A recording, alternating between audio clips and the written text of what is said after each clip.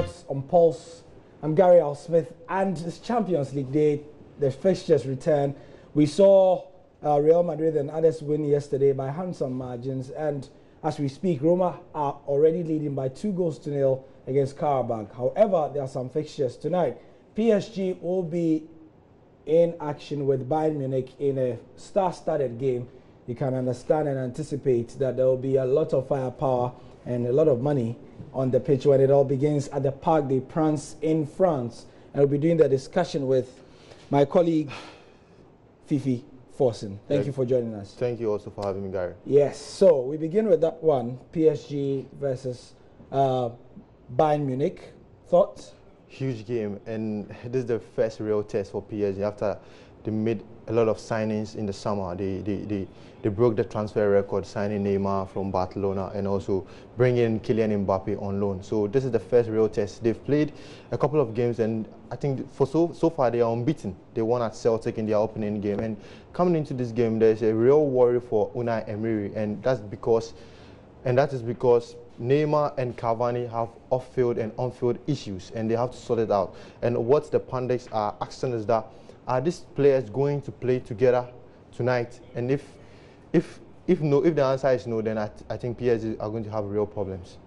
There's also the small matter of Chelsea getting ready to clash with Atletico Madrid at the Wanda Metropolitano, the new stadium for Atleti, and it has so many subplots. Looming large is Diego Costa. He will definitely not play, but because he's just moved from Chelsea to Atleti, his influence is there. And there's also the small matter of the very animated Diego Simeone and the very animated Antonio Conte as well.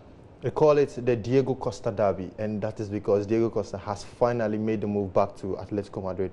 This is a huge game for Atletico Madrid, and I'm saying this is the first real test for them in their new stadium, magnificent edifice, and they've moved into the future. They've moved from the Calderon and they've gone to the Wanda Metropolitan, and I'm expecting the informed Ghanaian midfielder to feature in tonight's game. And Chelsea, obviously, going into this game, they are in form, and they winning at the weekend by 4 goals, at Britannia Stadium, Stoke City. It's no fluke, and with Morata also scoring a hat-trick, Morata going back to Spain, the familiar territory. So I think, all in all, both sides are in top form, and it sets out for a tantalizing clash. Also at 6:45 kickoff, we've got Manchester United gearing up to face CSKA Moscow in Russia. Should be kicking off pretty soon, if it hasn't already. Yeah, of course. But Manchester United, I feel they are in form at the moment. They are also unbeaten. But trips to Russia are always tricky. And yesterday we saw from the fact that Liverpool struggled against Sparta Moscow. They needed the brilliance of Coutinho to earn a point there. So Manchester United have to be extra careful. And considering the fact that they are missing some key players, like Fellaini and others are all injured. And Mourinho has been bemoaning the fact that he's going to miss all these key players. So I feel Manchester United are still in form. They are favourites going into this game, but they have to be very careful at the back. Right, so we'll take a look at the fixtures one more time to let you see what we've got in terms of the Champions League tonight. There's Karabakh versus Roma. That, like I said, Roma are leading by 2-0 already.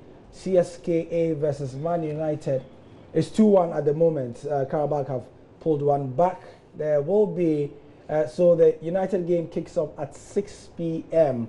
And at 6:30 there's Basel versus Benfica. 6:40 PSG, Bayern Munich. Same time, Anderlecht, Celtic, Sporting Barcelona. That's one we'll talk about. And Juventus Olympiacos as well. Sporting Barcelona, tricky tie for Barcelona, and Ernesto Valverde going away to Portugal. Portugal, they always produce good teams. The Benfica are in there, and Sporting CP, the former club of Cristiano Ronaldo. Last season, they did very well in the Champions League. And this season, they've started also on a good note. I feel Barcelona are going to be tested really well, but I feel Messi will build them out. Messi is in inspired form. And last week, although he wasn't on the score sheet, he's still influential. He's still influential in the game for Barcelona. So he's going to build them out tonight. Juventus, an odd commodity, aren't they, these days? I mean, but they play Olympiacos in a game that many feel should be straightforward. Yeah, it should be straightforward, but Juventus still have problems at the back, and they sold Bonucci. Chiellini is injured. Barzagli is 35 years. Real problems. And I think the focus of Juventus this season has been the fact that they have been more conscious attacking. They've been attacking minded, and that has contributed to Paulo Dybala scoring 10 goals in 6 games. That's in the 21st century. No player has managed that feat in the Serie A, and that's huge for him. So it tells you that Juventus going forward have the firepower. They have the men, and they can score. But they have to also be careful at the back. They have to be careful at the back. So those are the fixtures, and that's the brief analysis of the Champions League. Many thanks to Fifi Forsen for his thoughts on that. And stay with us at 8:20. I'll be giving you updates of what the scores are by that time. You can get the previews on myjoyonline.com. I'm Gary L. Smith, and that's the sport for now.